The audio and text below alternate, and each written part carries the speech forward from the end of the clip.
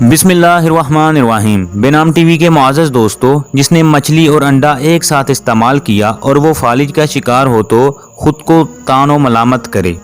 جس نے پیٹ بھر کر کھانا کھایا اور حمام میں داخل ہو اور اس پر فالج کا حملہ ہو جائے تو خود کو ملامت کرے، جس نے دودھ اور مچھلی ایک ساتھ کھائی اور اسے جذام، برس یا نقرس کی بیماری ہوگی، جس کو احتلام ہوا، اس نے غسل کیے بغیر اسی حالت میں اپنی بیوی سے مباشرت کی، جس سے مجنون یا پاگل لڑکا پیدا ہوگا، جس نے رات کو آئینہ دیکھا تو اسے لقوہ ہوگا یا کسی اور بیماری میں مبتلا ہو جائے گا، جس نے 40 روز پیاز کھایا اور اسے جھایا ہو جائے گا اور اوپر سے نمک کھا لیا تو برس یا خارش کی بیماری لاحق ہوگی،